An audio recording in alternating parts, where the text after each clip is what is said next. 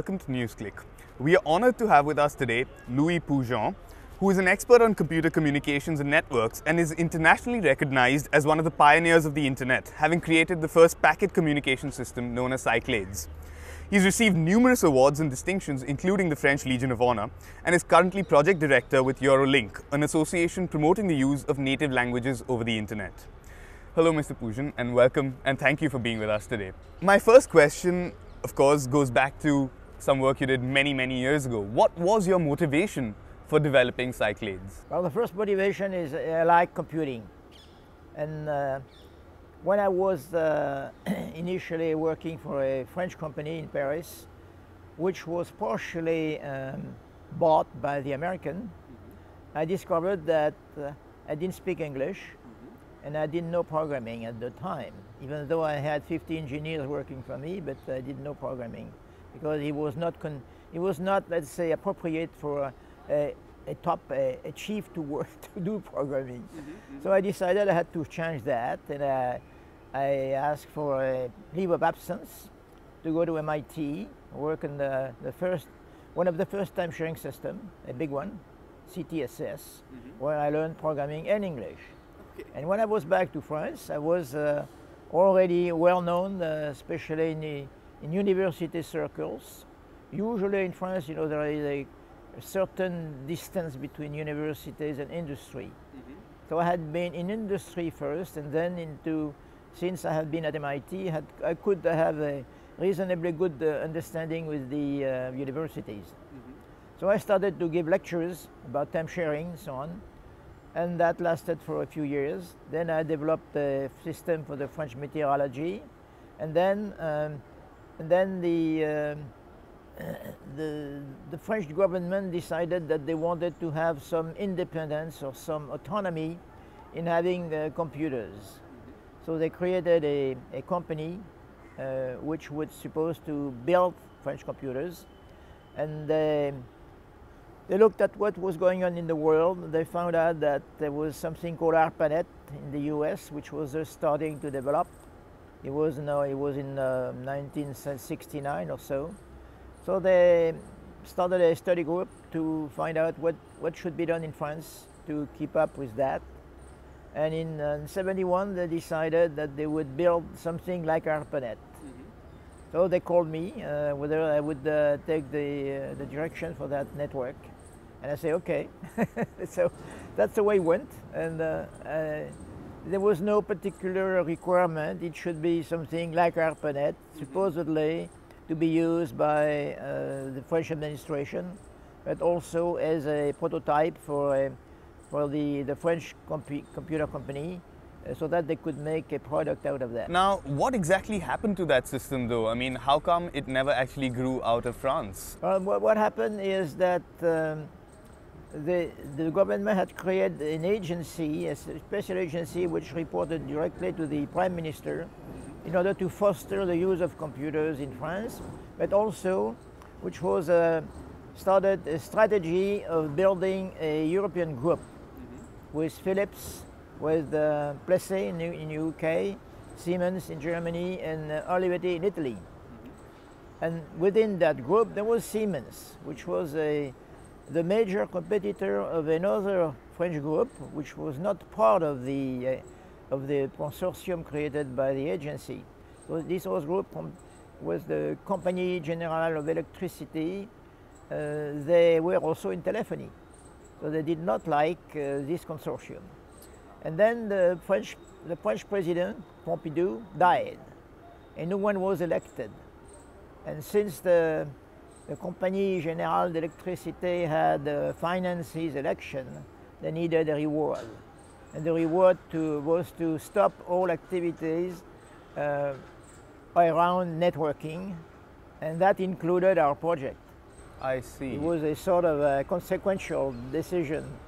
It was not directed against us, but directed against the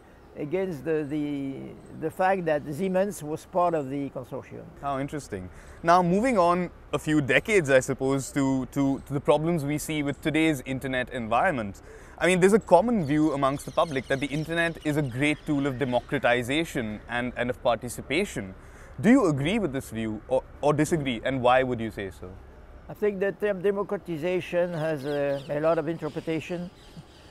It's in the sense that usually there are dominant groups in democracies. And initially, the internet was only known by people who were either technical people or, say, in a way, explorers, people who wanted to learn something new. So for a number of years, it was a great opportunity for people to use the internet to do innovative things and to spread their ideas or their writing or their music and so on. But gradually the usual power group came back and started to take the internet over. You know? And that's what the situation has been going on for now about 20 years or 40 years. It means that the internet now is no longer really democratic. It's mainly in the hands of potential, well, powerful international lobbies, which most of them are American. Now, so what do you see as the most pressing problems from a technical perspective with current systems of internet governance? And how would you say that these affect the global south in particular? Well, that I guess all those power games always have the same result, is that the more powerful dominate, get richer, and the less powerful get poorer. And that includes South, you know. Fair enough. So, given this, how can young techies, geeks, members of civil society be enthused to fight against such an overwhelming sort of control system or these overwhelmingly powerful forces at play here? Probably not very easily, because now they're under surveillance. And that's difficult to escape police, information systems and so on, which are tracking them all the time. So I guess it will be a hard battle. But usually what it turns out is that those massive systems built by powerful states are not very, let's say, not very agile. That means they build something, they use it, and then they don't really understand that things, the environment is changing, and the opponents are getting faster to circumvent the system. So that's already beginning to happen, and I think it will happen more and more. So the powerful lobbies and states will react. There will be a fight, which probably will last something like 5 to 10 years. not an easy fight. Not an easy fight. But I think in the end, you know, those empires are usually crumbling from inside, because they have a huge bureaucracy. There will be more and more people who don't do it, who will not be doing the right thing. For example, the leaks about the way the system works. There will be more and more leaks. And it will be also corrupted, because the people who will be able to get information out of those surveillance systems may start selling that information, you know, under the rug. And so there will be more and more corruption based on those systems. And at some point, the country will reject that, you know. Let's hope that happens sooner rather than later. Now, moving on to your work that you're doing right now, could you tell us a little bit more about the Eurolink work that you're doing? I mean, especially given that a country like India has so many diverse languages and so on, and we know that English is, or that the internet tends to be standardized in English. So, how would you think that the work you're currently doing could affect the diversity of languages that we enjoy in India, for instance? Back in 2001, you know, we, with a few colleagues, we were starting to find out ways to, let's say, to counteract the dominance of English within the internet. So we started not a company, it's a non-profit group called Eurolink, in which we were promoting the use of natural languages. And it was at the time the WSIS, you know WSIS? Yes. Okay. It started, the preparation meeting started in 2002, and immediately we were asked by the French Foreign Affairs to participate in those meetings.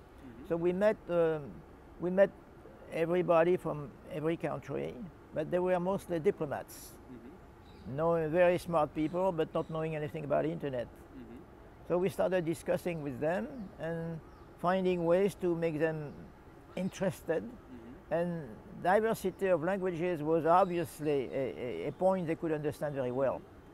So we, basing on that, we told them that there was no technical difficulty in introducing foreign languages. So they quickly were in favor of that, you know, and that started a sort of opposition from many countries against the standardization of English within ARPANET. That ended up with what they call now IDN, which actually it has been a long fight between the American and the proponent of using natural languages. The better activists for that were a group of academics in Singapore. There was a group of Chinese people. When I say Chinese, they were of course citizens of Singapore, but they were Chinese origin. So they worked within the constraints imposed by ICANN, by the American. And finally, they came up with the schemes that is presently used at the moment for Indian languages, Arabic, Cyrillic, and so on, Greek, all kinds of languages. So it was a long fight. Excellent. Well, I'm afraid that's all we have time for today. Thank you so much for joining us. It's been a real pleasure. My pleasure. Thank you.